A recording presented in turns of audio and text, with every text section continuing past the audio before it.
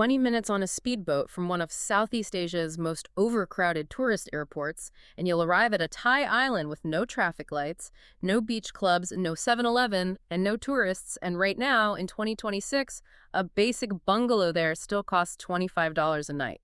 That window does not stay open forever on any Thai island. Welcome to Phil and H Travel. Is it worth it? Today we're on Koh Yao Noi, feeling 2 full decades behind Phuket. But this is 2026, and 4 major travel YouTube channels have already found it. Today we answer the real question: is Koh Yao Noi still worth it, and for exactly how long?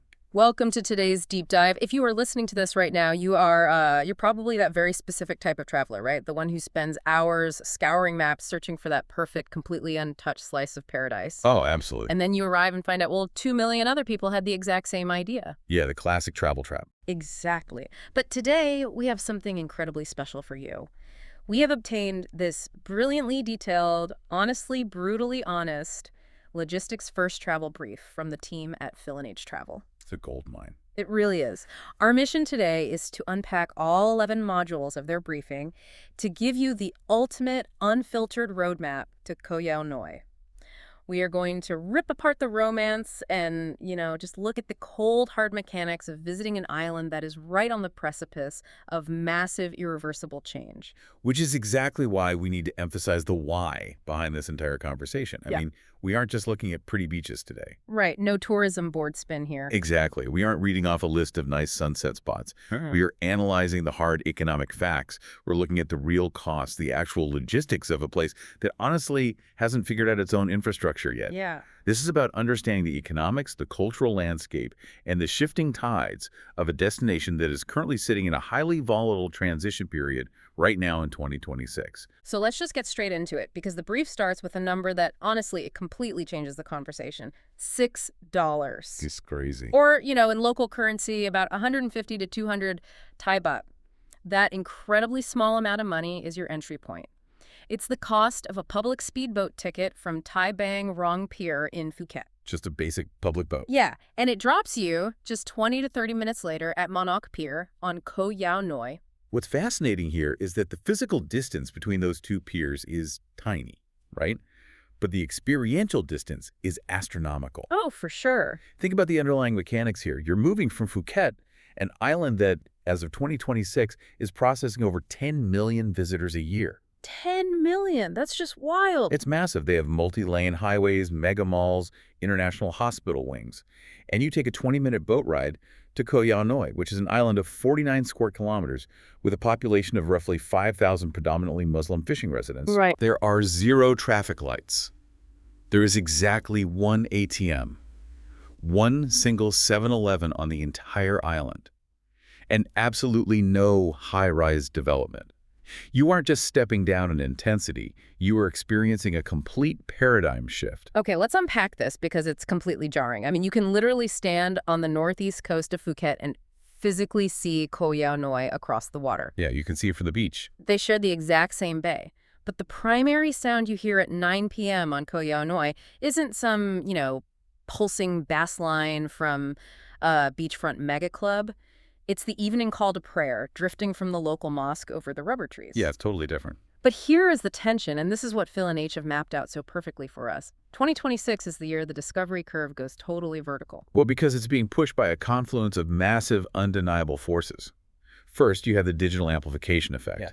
Between December 2025 and March 2026, 4 massive YouTube travel channels published dedicated guides to the island. Channels with huge audiences, right? Hundreds of thousands of viewers, and they all use the exact same highly infectious framing, Thailand before mass tourism. Oh man, that phrase. Right, that phrase alone is the ultimate catalyst for modern travelers suffering from over-tourism fatigue. Everyone wants to be the one who discovered a place before the crowds ruined it. But it's not just a bunch of vloggers driving this, is it? No, not at all. The government is actually engineering this shift. Right, really? Yes, and that is the macroeconomic engine underneath the whole thing. The Tourism Authority of Thailand, the TAT, officially launched a value over volume strategy in the first quarter of 2026. Oh, wow. They are explicitly and intentionally diverting traffic to lesser-known Phang Nga Bay destinations. Why? because Phuket and the Phi Phi Islands are buckling under the infrastructure weight of those 10 million visitors. Makes sense. Their water tables are stressed, their roads are gridlocked. Koh Yao Noi perfectly fits the profile of what Tat wants to promote to ease that pressure. So they're actively pushing people there. Exactly. Add to that the June 2026 airport departure tax hike of 53%, which adds about 390 baht to every trip through a major Thai airport, and you have a clear economic signal. They want fewer people spending more money. Yes. The era of ultra-cheap mass volume travel in Thailand is being actively restricted. Which honestly makes the current pricing on this island feel like a total geographical glitch.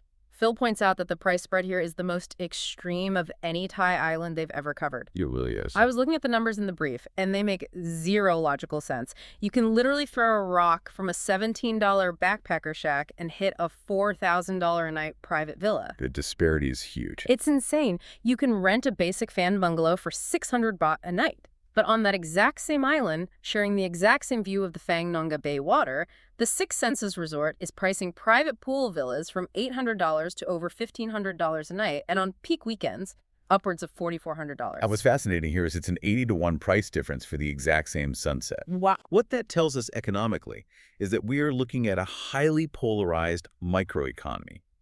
It just hasn't yet filled in its middle class of tourism infrastructure. Right. You have global luxury conglomerates buying up private coves on one end, and local fishing families converting spare rooms into homestays on the other. There's practically no in-between. And for you listening, the reason this matters right now is that you can exploit this gap. If you want that iconic James Bond Island scenery, those massive karsted limestone towers rising out of the emerald water, you can access them directly from Koh Yao Noi by kayak. For almost nothing. Exactly, for about 1/10 of the cost of an organized day trip from Phuket. Right. And you do it without a single other tourist group in sight. Plus, because of a recent 7.5% slump in overall Thai inbound arrivals early this year, the island is currently experiencing this weird, counterintuitive lull. It's a temporary vacuum. Yeah, it's quieter now than it would be in a normal boom year. But, as Phil notes in the brief, that gap is fundamentally unsustainable. The TAP promotion campaign, combined with the digital exposure, will inevitably reverse that slump. But, and this is a huge but, all of this cheap access to world-class scenery comes with a massive catch. Right, the weather. Because the island hasn't built that concrete, weatherproof infrastructure yet, the climate completely dictates your survival there. Let's talk about why timing this trip isn't just about, getting a good tan. It's actually a high-stakes gamble on whether your trip happens at all. On a highly developed island like Phuket, bad weather is just an inconvenience, right? If it rains for 3 days, you take a grab taxi to a massive indoor shopping mall. Yeah, you go sit in a cafe. Exactly. You book an indoor spa day. The multi-billion-dollar infrastructure physically shields you from the climate. On Koh Yao Noi, bad weather doesn't just ruin your beach day. It systematically shuts down your mobility and your basic needs. Wow. Bad weather means the public speedboat is canceled. It means your budget guest house, which probably relies on outdoor dining, might simply close its doors. Okay, let's break down the mechanics of the calendar they provided to avoid that trap. The prime window is the dry season, running from November to April. You get clear skies, a calm Andaman Sea, and the speedboats run like clockwork. That's the baseline. But within that window, you have the absolute peak, mid-December to mid-January. If you go then, prices at mid-range and luxury properties jump 40 to 60%. The Six Senses sells out weeks in advance. Which is why H unreservedly recommends the absolute sweet spot, November and early December. That's the magic window. Yeah, the atmospheric shift has occurred, so the dry season weather patterns are established, the winds have died down, but the pricing algorithms haven't triggered that massive holiday spike yet. Right, pre-holiday prices. Plus, the sea conditions are completely glass-like. That's essential for kayaking and snorkeling before the huge fleets of Phuket day trippers reach their maximum density later in the season. I understand the appeal of November, but what if someone listening is tied to, say, a spring break schedule, like February to April? You can still go, but the dynamics of the island fundamentally shift. First, it becomes significantly busier. You have the Chinese New Year in February, causing a massive spike in regional tourists, followed by Songkran in April, bringing waves of domestic Thai travelers. And there aren't that many rooms to begin with. Exactly. Because the island has such limited bungalow stock, the occupancy maxes out incredibly fast. And thermodynamically, by April, the heat index becomes brutal. Oh yeah, Thai April heat is no joke. You are looking at sustained temperatures of 34 to 36 degrees Celsius, mid-90s Fahrenheit, with extreme suffocating humidity.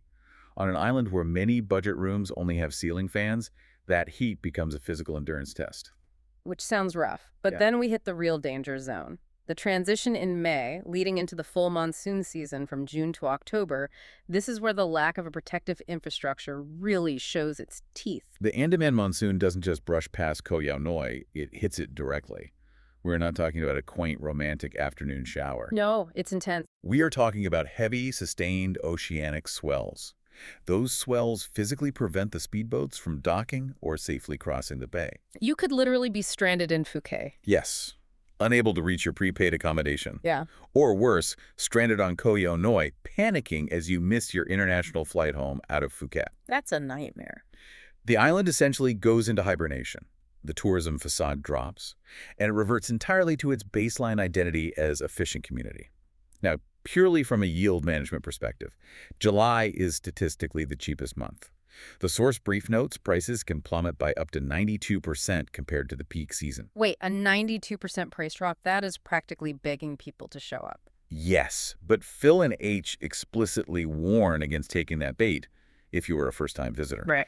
If you were a hardened traveler who wants absolute profound isolation at almost zero cost, and your schedule is so flexible that you don't care if you get stranded for 3 days, then maybe October works as the rains begin to ease. But you are essentially rolling the dice with the Andaman Sea. It's wild to think about that 2026 anomaly again. Because of that broader tourism slump Thailand is experiencing, even in the peak season of this specific year, Koh Yao Noi is quieter than it was in 2023. It's a rare upside for the savvy traveler. Absolutely. So assuming you've won the seasonality lottery, you picked your perfect November window, what actually happens when you arrive? What exactly hits your senses the moment you step off that boat? Let's walk through the exact physical reality of that, because the brief breaks this down into a highly specific 24-hour sensory arc. The journey itself acts as a forced decompression chamber. I love that phrasing. It's true. You start at Phuket International Airport, which is an onslaught of fluorescent lights, duty-free shops, and thousands of stressed tourists. You take a 45-minute taxi to Tai Bang Rong Pier, which costs around 400 to 600 baht. You get on the public boat. You physically cross the open bay water, weaving past those towering 20 to 40-meter limestone karsts jutting out of the sea. Straight out of a movie. Exactly. And then you arrive at Manok Pier on the eastern coast of Koh Yao Noi. And the very first thing your brain registers is an absence. Right. There are no taxis. There are no tuk-tuk drivers aggressively yelling at you to get in. None. There's just a small motorbike rental operation about 100 meters from the dock, offering scooters for 200 to 250 baht a day. That is the public transport system. That's it? If you want a driver, you don't hail a cab. Your guest house has to pre-arrange a local with a truck for 800 to 1,200 baht a day. Phil and H do such an incredible job describing the sensory profile here. At the pier, you get that classic maritime mix of sea salt and heavy boat diesel. But the moment you get on that scooter and ride just 5 minutes inland, the air completely changes. They describe it shifting to the scent of rubber plantations, like a grassy, warm, vaguely floral smell baking in the sun. The soundscape undergoes a similar radical shift. Modern life is defined by constant, low-level industrial noise. Oh, wait. Here, the audio environment is intensely local. You wake up to roosters. You hear the mosque's call to prayer rolling organically across the island at 5 a.m. and then periodically through the day. And then by 9 p.m., the human noise simply ceases. Just total silence. The temperature sits around 28 to 34 degrees Celsius with that heavy, consistent humidity pressing down on you. And as you navigate the narrow ring road, you are literally going to pass more water buffalo and free-roaming chickens in your first hour than you will see other tourists. I want to paint the picture of this hypothetical 24-hour arrival arc they mapped out because it sounds like a different planet. Imagine this. You hit the pier mid-morning. You grab your scooter. You spend 45 minutes just slowly circling the island's main ring road to get your bearings. Because that's all it takes to circle the whole island. Right. You pull over at Hot Pasai Beach on the western coast. You sit down at a plastic table and eat a plate of fresh fish for 100 baht. Later, you head up to the hillside viewpoint above Ban Ta Khai village to watch the sunset, with those 5 massive limestone karst towers silhouetted against the pink sky. You hear the 8 p.m. call to prayer drifting across the water. And by 9:30 p.m., the island is pitch black and completely silent. You are dead asleep.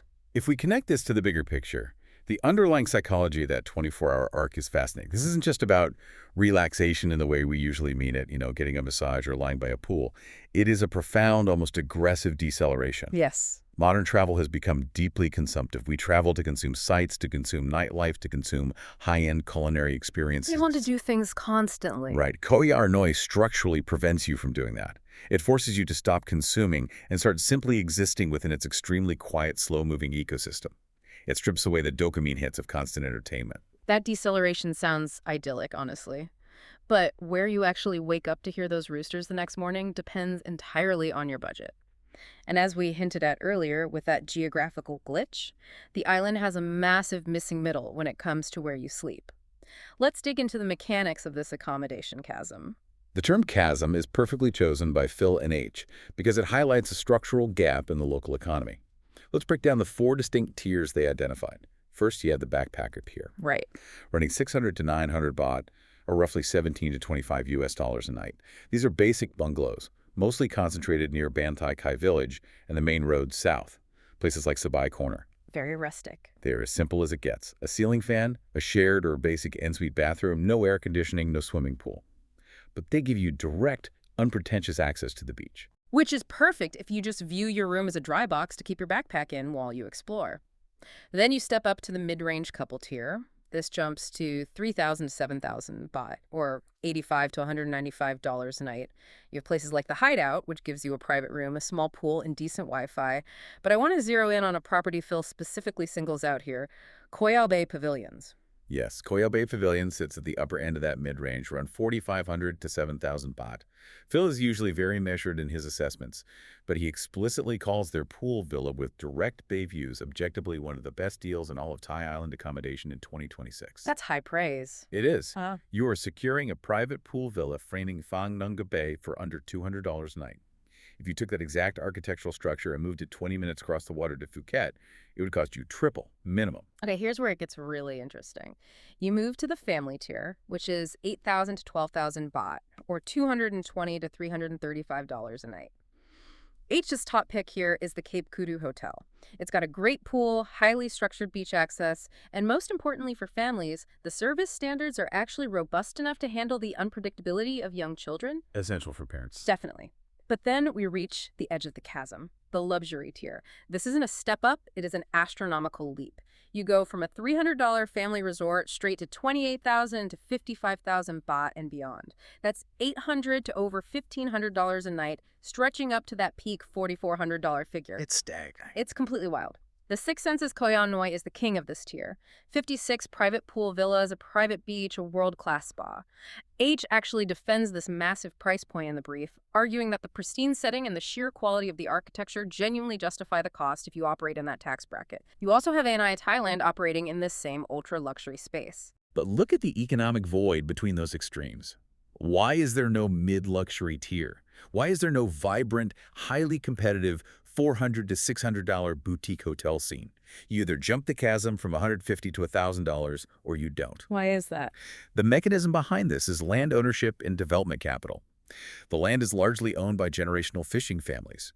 They have the capital to build a few modest fan bungalows, but they don't have the millions required to build a high-end boutique hotel. Ah, that makes sense. Conversely, massive foreign developers only want to build ultra-luxury resorts to maximize their return on investment. The local middle-class boutique developers who build those trendy $400 spots in Bali or Phuket simply haven't penetrated the land market on Koh Yao Noi yet. That makes perfect sense. So whether you are sleeping in a $17 fan room or you are getting a private salt scrub massage in a $4,000 villa, you still have to eat. And according to the brief, the island effectively runs two entirely separate, parallel food economies wrapped inside a very specific cultural etiquette. Let's look at Module 5. It's a fascinating dual economy.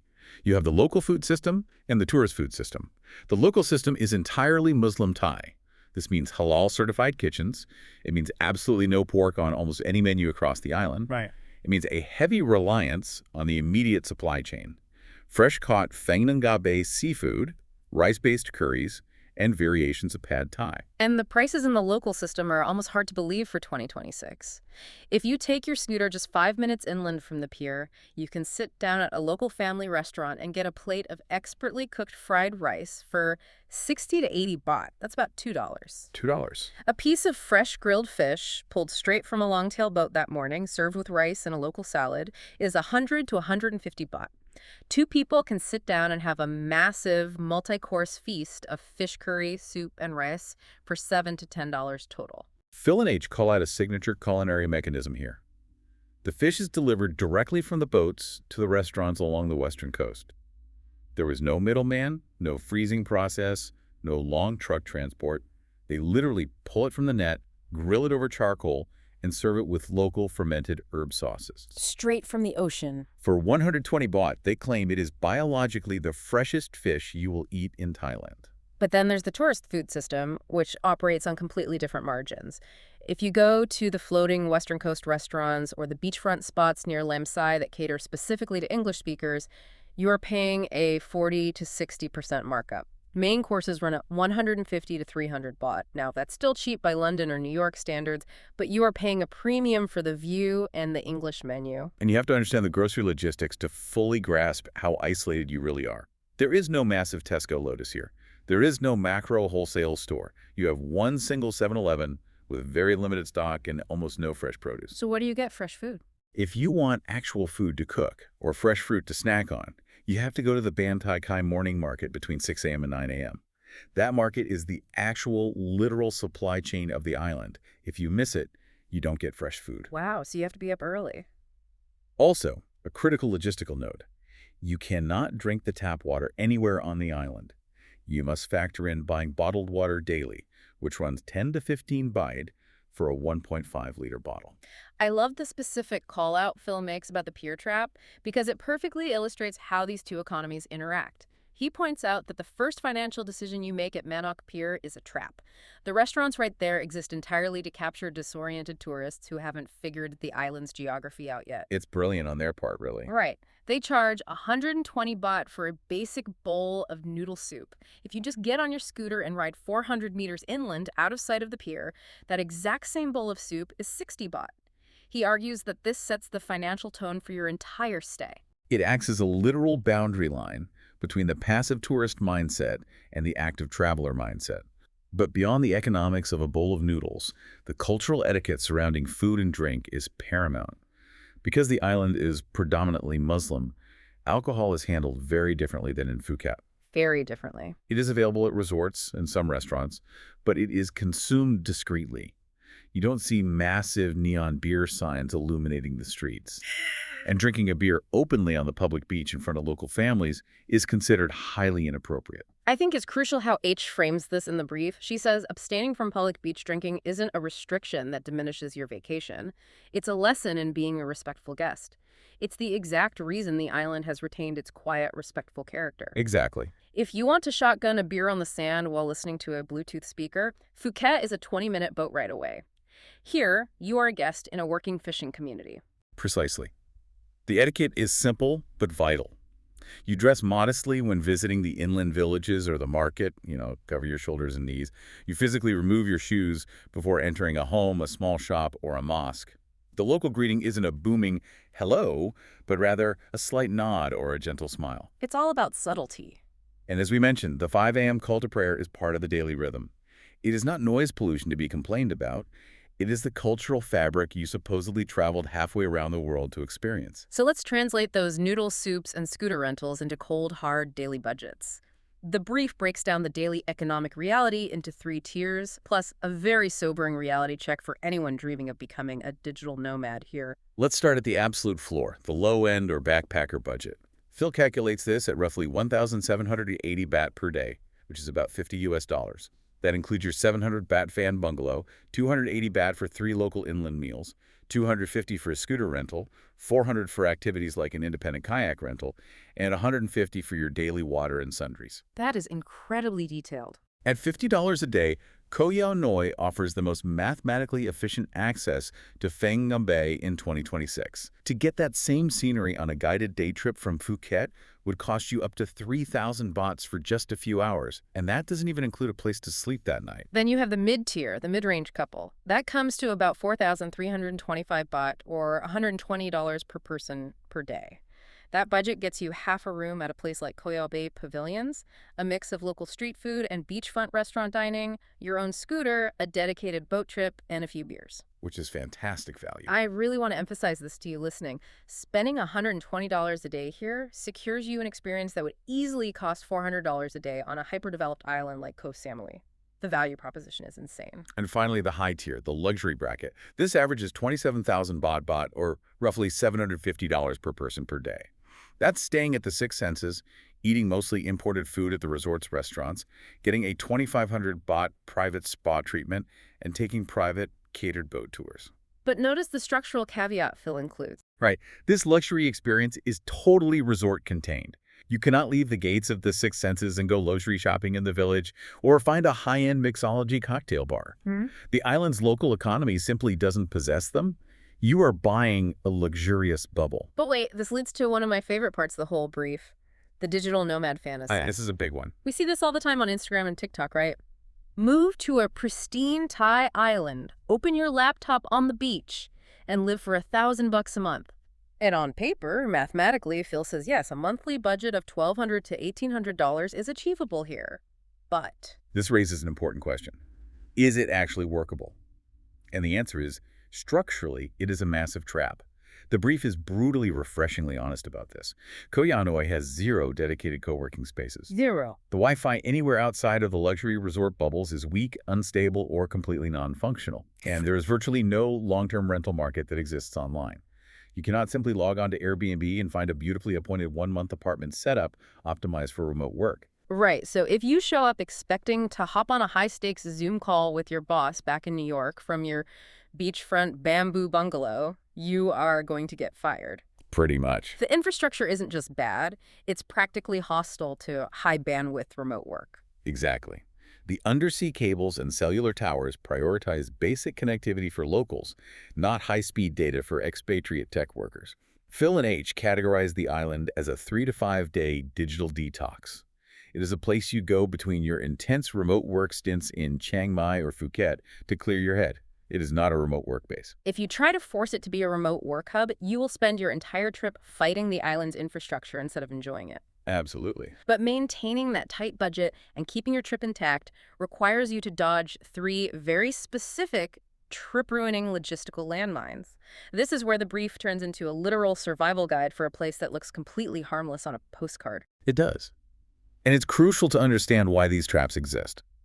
They are the natural, unavoidable byproduct of the exact, undiscovered vibe that travelers are constantly craving. You cannot demand untouched, rustic beaches while simultaneously expecting 24-hour convenience infrastructure. You can't have both. Exactly. The two cannot coexist. You are trading convenience for authenticity. Okay, let's look at trap number 1, the last boat trap. I can see exactly how this ruins people's first day. It's like assuming you can catch a subway at 3 a.m. in a city that shuts off its entire power grid at midnight. That is the perfect analogy. The mechanism of this trap relies entirely on a traveler's metropolitan assumptions. The public boats between Phuket and Koh Yao Noi stop running at 5 p.m. period. 5 p.m., that's so early. There are no evening sailings, no twilight ferries, but a massive percentage of international flights into Phuket land after 4 p.m. Travelers lazily assume, oh, just grab a taxi to the pier and catch a late boat. They arrive at Thai Bang Rong Pier at 6 p.m., and the pier is completely dead. The ticket booths are shuttered. And when they realize they are stuck, what are the actual options? Because you're standing on a dark pier with your luggage. You have 2 terrible options. Yeah. Either you try to find a rogue captain willing to run a private speedboat charter in the dark, which will extort you for 2,500 to 4,000 baht, and is incredibly dangerous given the unlit debris in the bay. Yikes. Or you are forced into a deeply frustrating overnight stay in Phuket. Yeah. You end up spending 3,000 baht on a mediocre last-minute hotel near the airport, and you lose a full 24 hours of your Koh Yao Noi itinerary.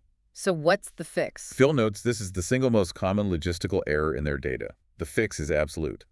If your flight lands after 4 p.m., mentally accept that you are sleeping in Phuket, book a nice hotel for that first night, decompress, and take the 9 a.m. boat the next morning for 200 baht. Okay, let's look at trap number 2 because this one actually scares me.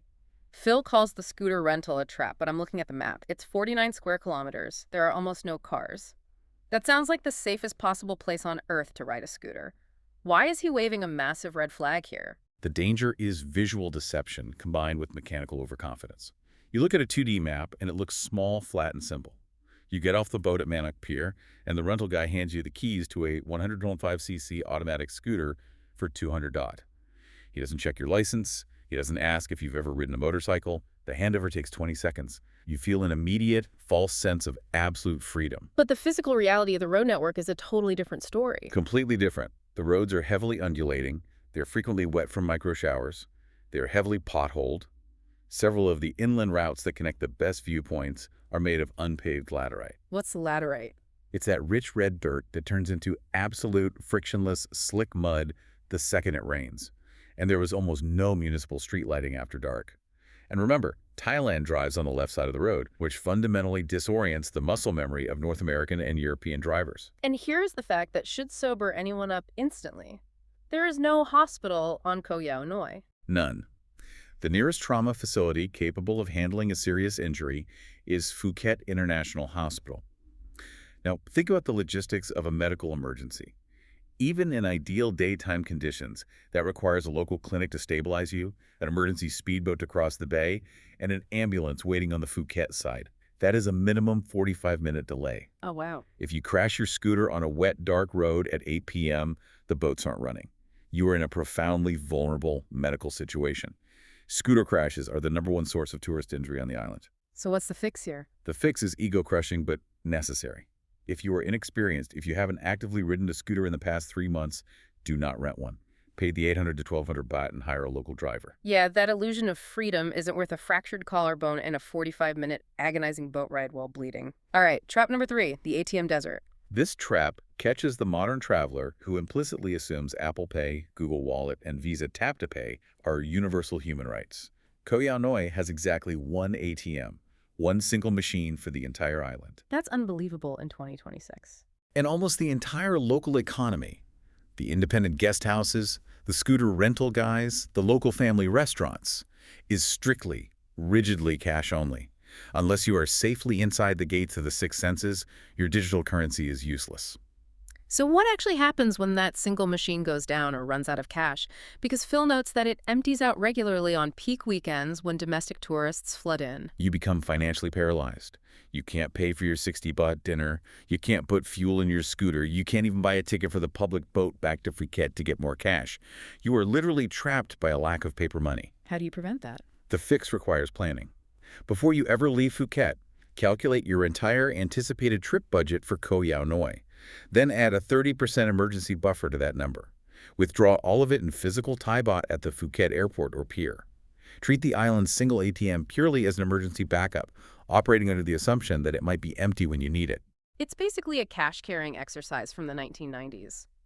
Speaking of hospitals and safety, let's talk about the overall safety profile of this quiet island, because we just talked about the physical dangers of wet roads and the sheer panic of running out of cash. But what about human threats? How safe is the island from a crime perspective? Honestly, the profile here is incredibly reassuring. Koh Yao Noi sits at the absolute lowest end of the risk spectrum for Thailand. Oh, that's great. The sociology of the island is the key here. It is a tight-knit, predominantly Muslim fishing community. It is conservative, deeply family-oriented, and everyone essentially knows everyone else. In a closed island system with only one main pier to escape from and a highly interrelated local population, crime simply doesn't work. The petty theft rate is virtually non-existent. Your biggest risks, as we discussed, are purely infrastructural. H specifically highlights what this sociological structure means for solo female travelers. She actually calls it one of the safest solo female environments in all of Thailand, which is huge. Because of that cultural context, the kind of unwanted attention, aggressive street touting, or harassment that you might experience in a heavy alcohol-fueled party zone simply does not exist here. Yeah. A solo female traveler can confidently eat at a local restaurant, ride a scooter across the island, or sit on the beach to read, And the absolute most she will encounter is polite curiosity and genuine hospitality from the locals. And because the entire island functionally goes to sleep at 9:30 p.m., the anxieties around late-night safety aren't even a factor. Exactly. What about families? If the island is so quiet, is it actually good for kids? It is excellent for families, provided the kids are age 6 and over. Why 6? Because there are no dangerous rip currents at beaches like Hot Pasai during the dry season, and the road traffic is slow enough to be safe. But parents need to understand that there are no lifeguards on duty anywhere. There are no kids' clubs outside of the ultra-luxury resorts. As H perfectly puts it, the entertainment is the island. You have to bring your own itinerary. If your kids can be entertained by chasing hermit crabs and looking at tide pools, it's magical.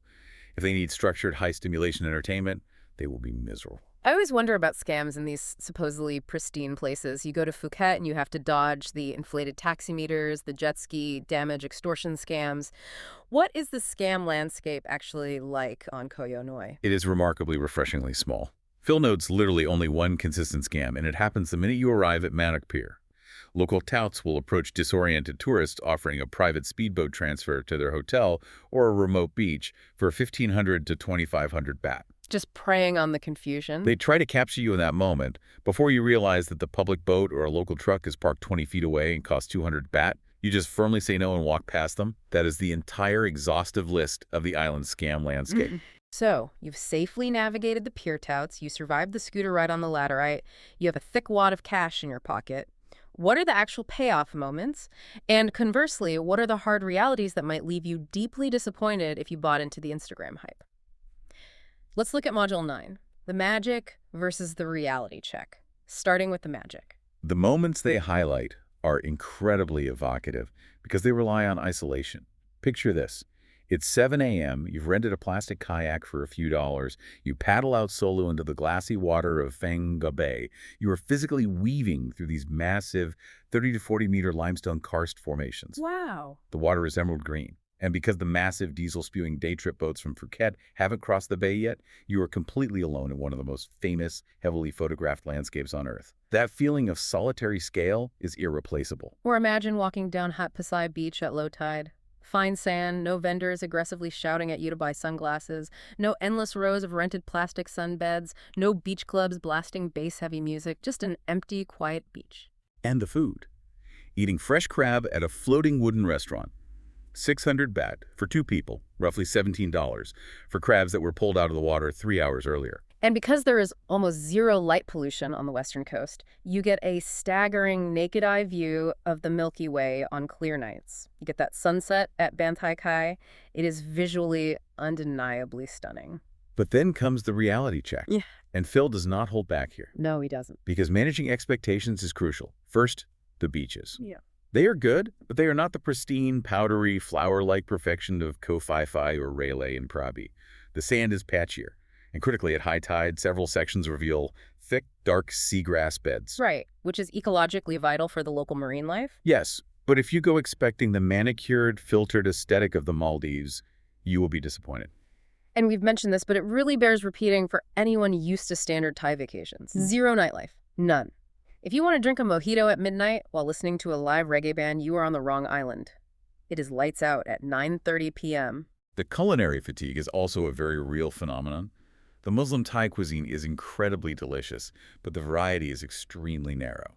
By day 4, you are cycling through the exact same 5 or 6 dishes. If you try to stay 2 weeks, it becomes deeply repetitive. Yeah, that would get old. Also, a minor but structurally frustrating reality. The enclave tourism model rears its head. The Six Senses Resort essentially blocks off a premium, highly desirable stretch of the western coastline. You cannot physically access those beaches from the land unless you are paying their gate fee. So what does this all mean? Synthesizing all of this, what does it mean for trip planning? The conclusion Phil and H arrive at is crucial. Koh Yao Noi is a brilliant jewel in a larger itinerary, but it is not the whole crown. By day 5, you are pacing the exact same 45-minute ring road you drove on day 1. It is a 3 to 5 day destination, period. It's an island that requires the traveler to adapt to its limitations, rather than the island adapting to provide endless novelty for the traveler. If you go expecting Phuket's restaurant variety or Phi Phi's pristine sand, you will fail. You go for the empty kayak and the silence. Which perfectly transitions us to the alternatives. Because if 3 to 5 days isn't enough for you, or if the lack of a hospital terrifies you, Phil and H provided two direct geographic alternatives. Let's look at alternative one, Koh Lanta. Koh Lanta is positioned as the honest upgrade for longer stays. It offers a very similar baseline of cultural authenticity. It also features a strong local Muslim community and a very low-key atmosphere, but it has been on the backpacker trail since the late 90s, so it has significantly more infrastructure. So better beaches. Yes. Yeah. The beaches like Long Beach are broader, sandier, and much better for swimming. The food scene is significantly deeper, incorporating more Western options and varied Thai regional cuisine, so you don't get that day 4 menu fatigue. And it actually has some semblance of nightlife. Small beach bars made of driftwood that stay open past 9 p.m. Plus, if you're a diver, access to sites like Hindang and Hin Muang from Koh Lanta offers some of the best diving in southern Thailand. It is also infinitely better for digital nomads because the undersea cables provide stable Wi-Fi, and there is a social infrastructure of cafes designed for laptop work. The trade-off is that it's slightly more expensive than Koh Yao Noi's budget tier, and getting there from Phuket takes significantly longer, about 2.5 hours via ferry rather than a 20-minute speedboat. Okay, what about alternative two? This is the one everyone immediately compares it to. The Twin Island, Koh Yao Yai. Right. Koh Yao Yai is just a 20-minute, 100 baht local ferry right away from Yao Noi. It is geographically larger, it is cheaper, and it is even less developed. It features an incredible natural phenomenon called the Lam Had Sandbank, which is a sweeping tidal sandbar that looks absolutely spectacular. It also houses the Anantara Resort, which H points out is fantastic for families because it actually features a dedicated kids club, unlike the Six Senses over on Yao Noi. But here is the analytical split that the brief makes so clear. Koh Yao Yai crosses the line from authentically rustic into downright logistically inconvenient for most independent travelers. The food options are incredibly thin outside the resorts. Getting to the best beaches requires serious logistical planning and long, rough scooter rides. So it's a real debate. Who exactly should go where? Phil and H categorize it perfectly based on traveler profiles. Families who need a contained luxury resort with a kids club and organized activities cross the water to Koh Yao Yai and stay at the Anantara. Travelers who want maximum extreme remoteness and don't care about food variety go to Yao Yai. But couples, solo travelers, and people who want just a little bit of cafe culture, slightly better food, and immediate easy access to the karst towers for kayaking, they should absolutely stay on Koh Yao Noi. Which brings us to the final module, the absolute crescendo of this entire intelligence brief, the verdict matrix. Is Koh Yao Noi actually worth it for you, the specific listener? Let's run through the exact profiles they built, starting with the backpacker. The verdict is, yes, with conditions. It is definitively the cheapest access point to Phang Nga Bay in 2026. But you must accept no nightlife, a limited food menu, and you must strictly cap your stay at 4 nights max. Their advice is to pair it with Koh Lanta afterward to get your social fix. Next, the Midrange Couple. This is the strongest, most enthusiastic verdict in the entire document. Absolute yes. This demographic is the exact sweet spot for the island. Spending $120 a day here beats almost anywhere else in Southeast Asia on sheer value, scenery, and romance. A 4 to 5 night stay here in a pool villa is an unreserved yes. The family profile. Yes, with heavy conditions. The kids must be 6 or older to handle the environment. The family must fully accept the lack of a hospital, the absence of water parks, and early bedtimes. If the family embraces nature and slow living, it's a yes. If they need constant, structured entertainment, it is a hard no. The luxury traveler. Yes, with conditions. It requires total resort immersion. The Six Senses is a world-class property, but you cannot leave the resort expecting to find luxury shopping or fine dining in the local village. Yeah. You are buying the resort, not the island. And finally, the digital nomad or solo traveler. For the solo traveler, it is an absolute yes. It is exceptionally safe, liberating, and psychologically restorative. But for the nomad, it is a yes only if it is treated as a short, strictly offline detox. It is emphatically not a remote work base. What an incredible, comprehensive synthesis. This document from Phil and H Travel isn't just a travel guide. It's a logistical blueprint for catching a fleeting window in 2026 before mass tourism permanently changes the island's DNA. But reviewing all this data leaves me with a philosophical question I really want you, the listener, to mull over. The very act of us seeking out these pre-mass tourism havens armed with highly optimized YouTube guides, perfectly calculated budgets, and hyper-detailed logistical blueprints inevitably brings the exact mass tourism we are all trying so desperately to escape. By searching so meticulously for the perfect, untouched island, are we the ones starting the clock on its demise? That is the honest verdict from Phil and H.